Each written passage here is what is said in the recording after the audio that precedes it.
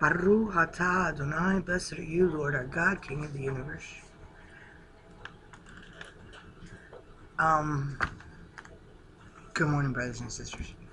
I have another word for you. I've been listening to a lot of prophets stating that the Ezekiel 38 war is fixing to start. Now, I believe that the Ezekiel 38 war. Now, I'm looking at it this way, okay?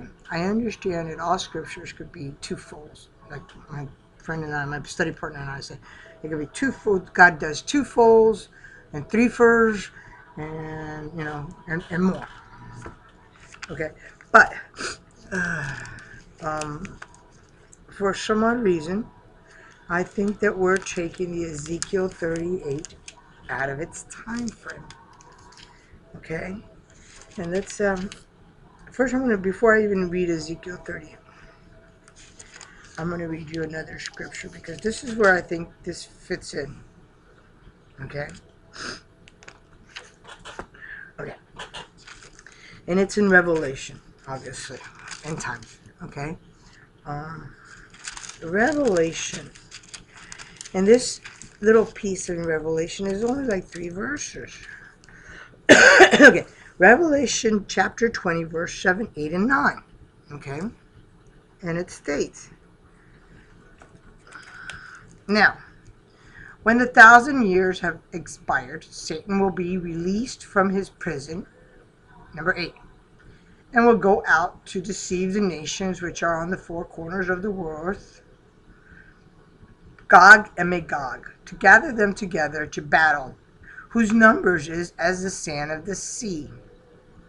They went up on the breadth of the earth and surrounded the camp of the saints, the beloved city, and fire came down from God. Sorry, I got a cold. I'm going to say sorry now, but I'm not going to say sorry no more, because if not, I'll be saying sorry a whole mess of times. Okay.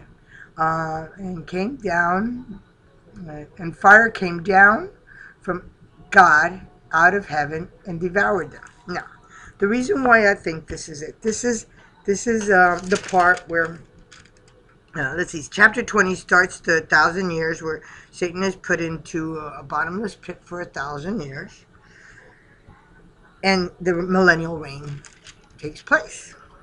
Now, I think during the millennial reign, it's going to be like it was. It should have been from the beginning. But anyways. And then in verse 7, then that happens. Okay. Now, let's look at Ezekiel. And I should really have 2 Bibles. Ezekiel 38:11. Okay, states, no walls. Jerusalem has always had walls around Jerusalem, because Jerusalem has always had enemies around it. Okay? I think that, again, during the millennial reign, there's not going to be any walls, because they're going to, they take their weapons and they melt them, and they're going to get plows and that stuff. We're going to go back to agricultural. We're not going to go back to war. There's going to be only one kingdom, God's kingdom, and Jesus Christ on the throne, okay? Just why? Because they have always had, okay, I already told you about that. During the millennial reign, okay, I've already said I mentioned that. Okay, now also note in verse Ezekiel 38:2, it does say Gog and Magog, but if you compare and contrast to Revelation 8, it also says Gog and Magog. Only time they are both Gog and Magog mentioned in the whole entire Bible. Gog and Magog is never mentioned except in those 2 places. Okay? Now, Ezekiel 38:4. Horses and swords. Matter of fact, my accountant one day, our ministry, was asking me, she goes, Norma, don't you think that the Gog and Magog, the Ezekiel 38 war, had already taken place? Because it talks about horses and shields and buckles and helmets and all this kind of stuff. And we don't fight wars like with horses and swords anymore. We have other warfare. And I told her, I says, no. I says, I still think that this is future. I think this will be And that was a couple years ago. Matter of fact, I think it was 2010 or something, 2009. And I thought, no, this is future. This is future. This is after the millennial reign. Now, Ezekiel 38 and 8. And after many days, could that be like 1,000 years? Many days, 1,000 years? Okay. Then Ezekiel 38 8. Oh, no, I already mentioned that. Okay. Ezekiel 38 9.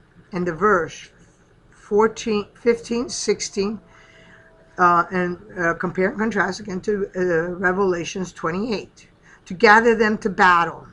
Their numbers is as countless as the sand of the seashores.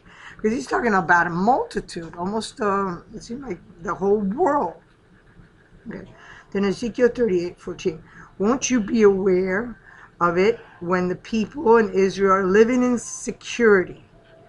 When has Israel ever lived in safety, as some translations have said it? Never.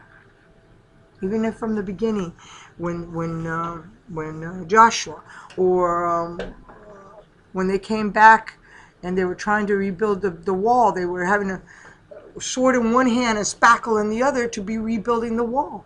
And even when the nation of Israel became a nation in 1948, a couple of days later they were in war.